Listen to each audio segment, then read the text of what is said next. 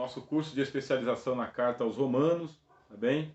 Nós vamos ler agora Filipenses capítulo 3, versículos 7 ao 11. Por quê? Porque o apóstolo Paulo também é messiânico, meus irmãos.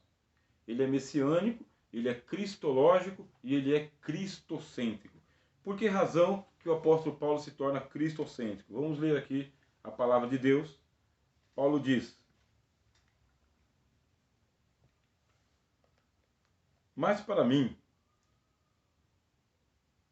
que para mim era ganho, reputei perda por Cristo. Quer dizer, o que eu tinha ganho, perdi por Cristo. E na verdade, ele coloca aqui um acréscimo: tenho também por perda todas as coisas. Já perdi o que tinha que perder, mas se tiver que perder mais alguma coisa, ainda perco. Tenho perda por todas as coisas, pela excelência. Ele faz uma antítese, um contraste. Pela excelência do conhecimento de Cristo Jesus, meu Senhor, pelo qual sofri a perda de todas as coisas. Paulo ficou zerado quando ele conheceu Jesus. Ficou zerado. E as considero como escória, ou esterco, ou lixo, tá bem? Para que possa ganhar a Cristo. E esse é o ensinamento do Senhor Jesus, tá bem? O Senhor Jesus disse que aquele que amar pai, mãe, filhos, terra, esposa, mais do que a ele, não é digno dele. Isso é uma radicalidade da pregação do Senhor Jesus. Ninguém pode colocar a mão no arado e olhar para trás. O evangelho não é uma questão, meus irmãos, de interesses pessoais, tá bem? O que eu ganho com isso? O evangelho é uma entrega. É uma entrega da sua vida para Cristo com tudo que ela tem e com tudo que você perdeu. Então nós estamos no tempo do ganha-ganha. O que é que eu ganho com isso? O evangelho vai ensinar o que é que você perde com isso. E o apóstolo Paulo fala: perdi tudo. Eu perdi tudo. E perderia ainda mais se tivesse para perder, pela excelência do conhecimento de Cristo Jesus, pelo qual sofri a perda de todas as coisas e as considero como escória para que possa ganhar a Cristo. Então nós vamos ler até o versículo 11. E seja achado nele. Paulo quer ser achado em Cristo. Não tendo a minha justiça que vem da lei, nem justiça eu tenho mais, mas a que vem pela fé em Cristo. A saber, a justiça que vem de Deus pela fé. Mas por que tudo isso? Paulo diz: para conhecê-lo, eu perco tudo, não tenho nem justiça própria, mantenho a justiça que vem pela fé, porque eu quero conhecê-lo. A gente perde muito tempo, aí eu falo mais uma particularidade minha, né? A gente perde muito tempo, eu perco muito tempo da minha vida cristã não conhecendo a Cristo, não buscando o conhecimento sobre a pessoa do nosso Senhor. É por isso que a gente começou essa aula hoje, irmãos, falando sobre as heresias cristológicas. A gente passa muito tempo sem conhecer Jesus e quando vai falar ou ensinar sobre Jesus, ensina um Jesus estranho às Escrituras. Isso aí é um erro. Aí o Cristo vai nos dizer: um cego guiando outro cego, cai todo mundo no buraco. Então, já que a gente vai falar de Jesus, temos que ter o conhecimento mais escriturístico possível, para que a gente não erre e não faça os irmãos errarem. Então, para conhecê-lo, a virtude da sua ressurreição, Paulo considera a ressurreição de Cristo um mistério. A comunicação das suas aflições, o apóstolo Paulo fala que Jesus está aflito e comunica a aflição dele a ele. Quer dizer que ele e Jesus se comunicam nas aflições. O apóstolo Paulo chega a dizer, em certa ocasião, meus irmãos, que por intermédio dele Cristo completava as suas próprias aflições. Ele sendo aflito pelo Evangelho, ele trazia a aflição dele para Cristo. Cristo se afligia por causa da aflição do apóstolo Paulo. Esse é o autor da carta aos Romanos. Bem? Sendo feito conforme a sua morte, para ver se de alguma maneira posso chegar à ressurreição dentre os mortos. Um mistério do apóstolo Paulo. Ele vai dizer o seguinte: os mortos vão ressuscitar. Eu já perdi tudo. Agora eu quero conhecer Jesus, porque eu quero ver se eu consigo alcançar a ressurreição dentre os mortos. Não é a ressurreição dos mortos. Ressurreição dos mortos é todo mundo. Ressurreição dentre os mortos são alguns, tá? É uma escolha. A gente vai trabalhar esse mistério também quando a gente estiver chegando lá perto do capítulo 15, em outra ocasião. Paulo volta a essa questão. Então o que nós temos aqui? Nós temos o apóstolo, o Senhor, dizendo que ele quer conhecer a Cristo. Mas conhecer a Cristo não segundo a carne, Paulo não está interessado em conhecer a história humana de Jesus, seu nascimento, seu sofrimento, sua morte, sua ressurreição, historicamente. É importante? É lógico que é importante, senão nós não tínhamos esse relato nos evangelhos. Se a gente não tem a história humana de Jesus, a gente vai ficar com Cristo gnóstico. Por isso que a Bíblia tem que ser lida toda. O evangelho todo, meus irmãos. Todo ele. De capa a capa, os 27 livros, a vida inteira. Nos consumir de ler o evangelho. A gente não fica escolhendo o que ler e o que deixar de ler. Tem que ler a Bíblia toda. Só que o apóstolo Paulo fala, tá bom, embora tenhamos conhecido Cristo segundo a carne, agora já não o conhecemos mais assim. É um aperfeiçoamento cristológico. Paulo quer conhecer algumas coisas a mais a respeito de Jesus Cristo. Aí a gente leu aqui, a comunhão com seus sofrimentos, etc, etc. Então, como que eu vou fazer esse conhecimento? De acordo com as Escrituras. O que as Escrituras fazem? Elas ocupam a centralidade da cristologia do apóstolo Paulo. A gente lê lá, capítulo 4 e versículo 3 da carta aos Romanos. Paulo citando, dizendo, pois o que diz a Escritura? Creu Abraão em Deus, e isso lhe foi imputado como justiça. Paulo cita as Escrituras e fala de Abraão. Aonde que Abraão está? Abraão está em Gênesis. Portanto, Paulo lê Gênesis. Faz parte da biblioteca de Paulo. E qualquer irmão e irmã que quiser entender o apóstolo Paulo tem que ler Gênesis, irmão. Se você não ler Gênesis, não entende o apóstolo Paulo. Ele cita Gênesis. Capítulo 9, versículo 17. Porque diz a Escritura a Faraó, para isso mesmo te levantei, para em ti mostrar o meu poder, e para que o meu nome seja anunciado em toda a terra. Paulo está citando Êxodo, meus irmãos. Êxodo. Já citou Gênesis e agora está citando Êxodo. Quero entender a teologia do apóstolo Paulo na carta aos Romanos. O senhor e a senhora terá que ler Êxodo. Leia Gênesis e leia Êxodo. Programa mais ou menos aí uns 2 ou 3 meses e você vai ler esses dois livros aí tranquilamente. O gostoso de ler Gênesis é que ele é um livro muito narrativo, então ele vai chamando você. E o bom de você ler Êxodo é que ele vai colocando mais energia na sua fé. E você vai conhecendo mais as Escrituras. Capítulo 10, versículo 11 da carta aos Romanos. Paulo cita as Escrituras de novo. Porque a Escritura diz, todo aquele que nele crer não será confundido. Está citando Isaías. Quer entender o apóstolo Paulo? Vai ter que ler o profeta Isaías. Só livro pequeno, meus irmãos. 50 capítulos, 32 capítulos, 66 capítulos, 65 capítulos. Só livro pequeno.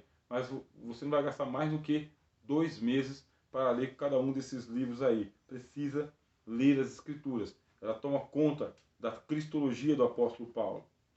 Capítulo 11, versículo 2. Deus não rejeitou o seu povo, que antes conheceu. Ou não sabeis o que a Escritura diz a Elias, como fala a Deus contra Israel, dizendo, aqui ele está citando o livro dos reis, primeiro livro dos reis. Quer entender o apóstolo Paulo na carta aos Romanos? Leia Gênesis, Êxodo, Isaías e agora vai ler também o primeiro livro dos reis.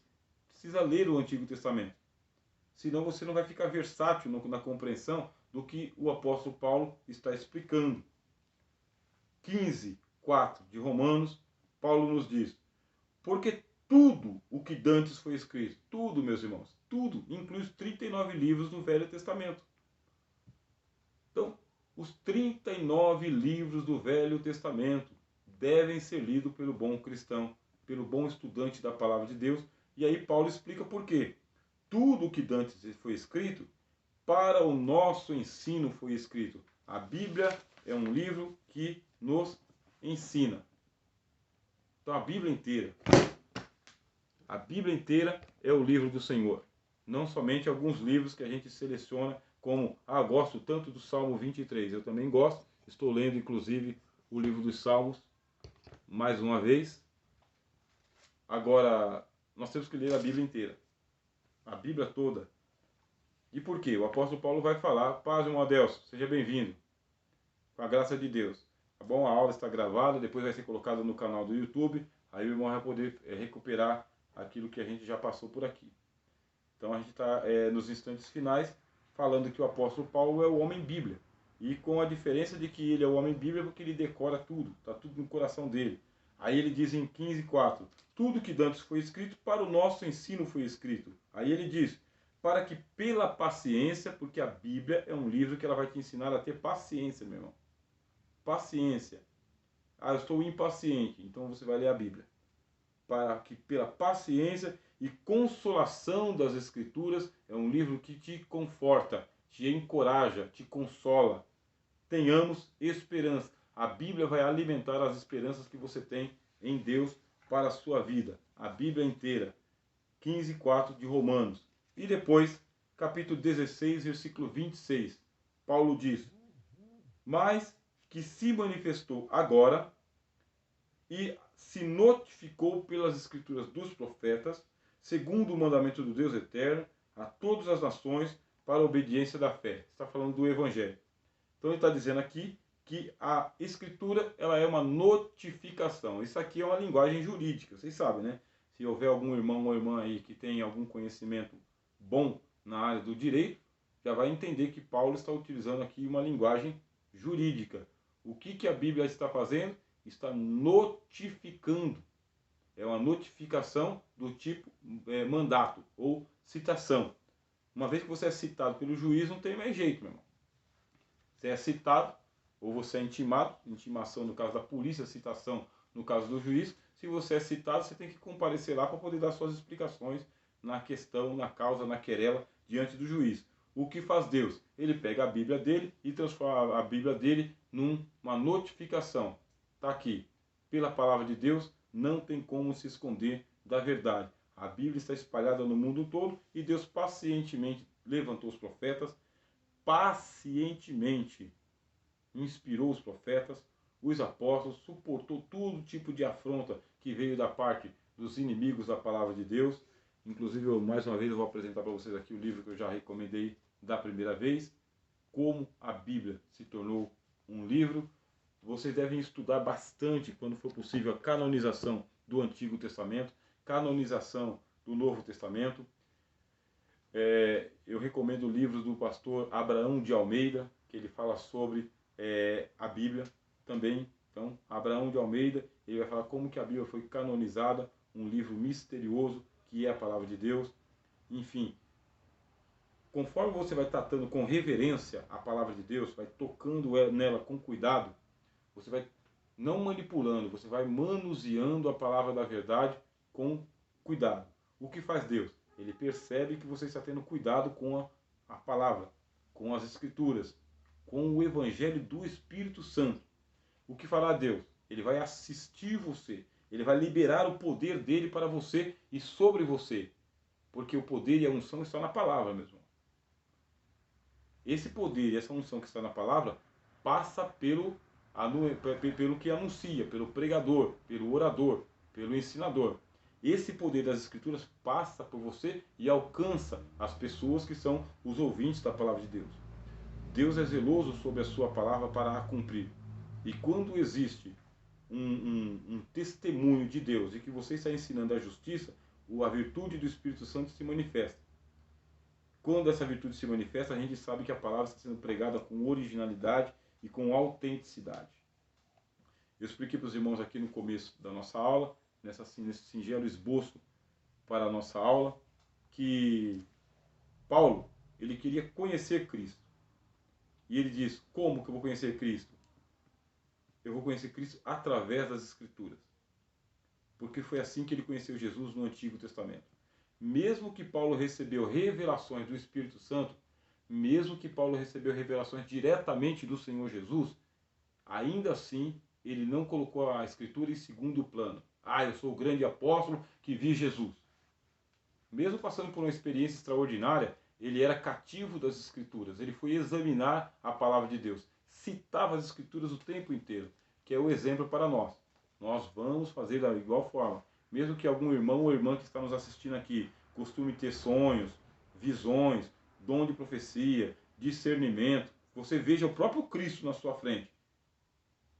ele vai se reportar às Escrituras. Disso aí eu tenho plena convicção. O Senhor Jesus, ele não vai contradizer a palavra dele. Ele vai esclarecer o texto. Quer dizer que tudo que ele revela para nós tem que estar consorte com as Escrituras. E sem a palavra de Deus, meus irmãos, não adianta a gente tentar estabelecer fé para os nossos corações.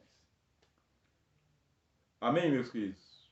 Nós chegamos aqui aos instantes finais da nossa aula de hoje, procurando não ser tão cansativo aos irmãos. Depois a gente vai dar continuidade. Eu agradeço aos irmãos e às irmãs que estão nos ajudando aí na campanha para a gente poder comprar um PC novo, porque o meu PC ontem ele foi para o prego, meu irmão, para a caixa prego. E eu já fiz de tudo que podia para ressuscitar ele, mas aí ele falou, não, depois de 20 anos eu estou pedindo férias contínuas. Não consegui restaurar o computador. Eu agradeço aos irmãos que estão aí nos ajudando, também estão contribuindo para essa questão, porque senão a gente não tem como fazer a edição dos vídeos e do material, mas a gente não pode ficar preso, né? Por isso que eu fiz esse singelo esboço para os irmãos. Eu vou continuar utilizando esse método até que a gente consiga reverter esta situação. E a gente vai ter a nossa próxima aula aí na terça-feira, com a graça de Deus. Tá bom, irmão Flávio? Terça-feira, às 9 da noite, as nossas aulas são de terça e quinta-feira. Os irmãos podem também estar convidando outras pessoas a participarem. Quem tiver interesse em se matricular, entre em contato conosco, e que a graça do Senhor assista a todos os irmãos e irmãs. Amém? Então agora nós vamos fazer a nossa oração. Agora é 15 para as 10, mas a gente não pode prolongar além daquilo que já está programado. Para a próxima aula, meus irmãos, nós vamos aqui falar sobre a segunda palavra, tá bem? Que é uio, acerca do seu uio. Nós vamos falar bastante sobre Jesus, o Filho de Deus. Mas bastante mesmo. Vamos preparar a aula para a gente descer nesse termo uio, filho. Como que Deus é o Filho de Deus? Ele é o unigênito Filho de Deus. Ele é o primogênito de toda a criação de Deus. Como que se dá essa filiação? Hoje a gente estudou um pouquinho lá o credo de Niceno e também o credo de Calcedônia. Na próxima aula a gente vai aprofundar essa questão aqui de Jesus, o Filho de Deus, a segunda pessoa da Trindade. Vamos fazer uma oração em nome do Senhor?